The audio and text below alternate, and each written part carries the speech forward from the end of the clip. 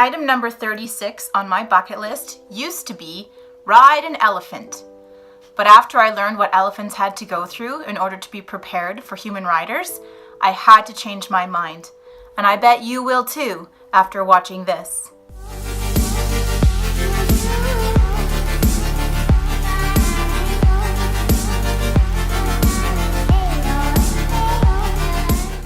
Riding an elephant through the jungle or across a river looks like such an exotic, neat thing to do when you're traveling. As a child, it's something I had always dreamed of trying, and when I got older, I added it to my bucket list when I began writing my blog. My thoughts on the subject, however, began to change after I watched the movie Water for Elephants, which isn't necessarily about tourism and elephants, it's more about circus training and elephants. But the same premise existed, that elephants, in order to be around humans and to be tamed and not act wild, had to be basically beaten and broken before they would submit to humans.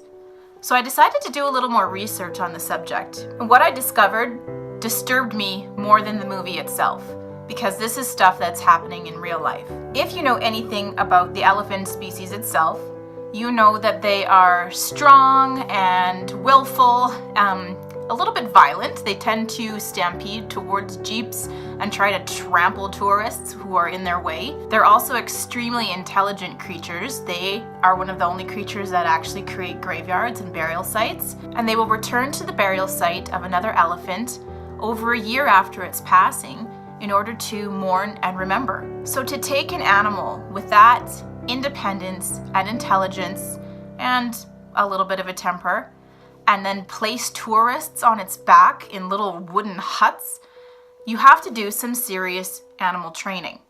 And this isn't loving animal training and coddling and hugs and kisses. The training is extremely brutal. Most of the time, training begins with babies who are stolen from their mothers and then caged and basically abused in order to submit to human will. Methods of training these poor little babies include prodding and poking them with bull hooks and bamboo sticks that have nails sticking out of them, tying them down to a concrete floor with all of their limbs just spread out, starving them, making them live in their own filth, which is horrible for creatures so intelligent as elephants, and isolating them and making them feel just abandoned. And they are kept in these conditions until their spirit is basically crushed and they'll just submit to humans in order to get out of the situation. And once they're trained, life just doesn't get easier for them. The elephants are made to trek all day long with heavy weights upon their backs.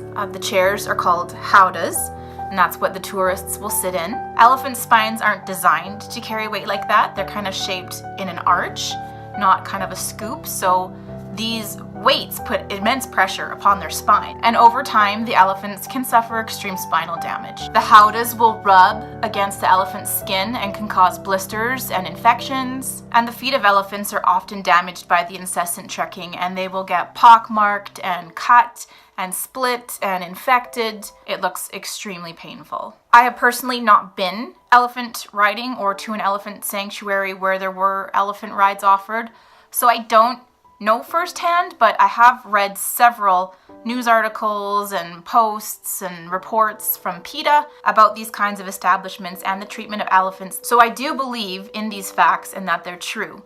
There are tons of petitions online that you could probably go and find to sign.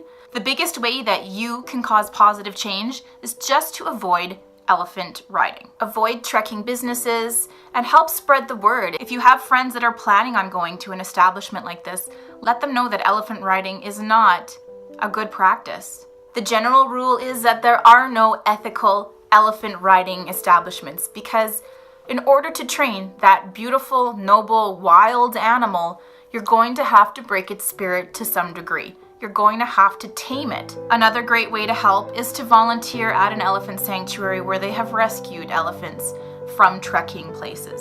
If you are going to visit one of these elephant sanctuaries, do a little research first and make sure that the sanctuary isn't just taking elephants from the wild and doing the same thing and then calling it a sanctuary. Make sure it is a rescue sanctuary where elephants have been taken and rescued and are being treated.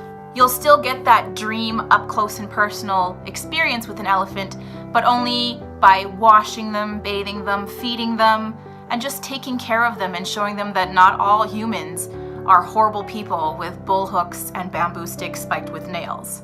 If you do visit my website, www.downtherabbithole.blogspot.com, because I'm too cheap to buy my own domain, you'll notice that number 36 on my bucket list has been changed from riding an elephant to volunteering with an elephant, because I refuse to ride an elephant after learning what I have learned. Also on my site, I have an article about this with lots of links to elephant sanctuaries and other posts that describe the elephant abuse in a little more detail. I didn't want to go into it too much because it makes me cry.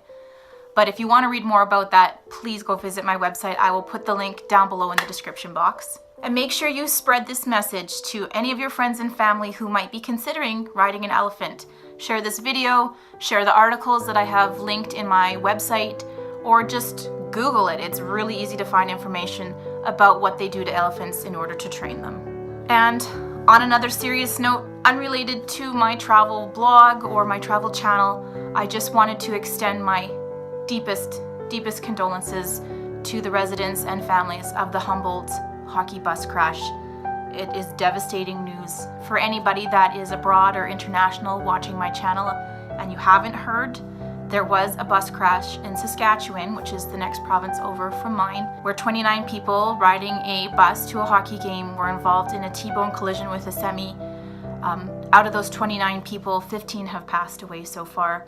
A lot of them young hockey players and their coaching staff.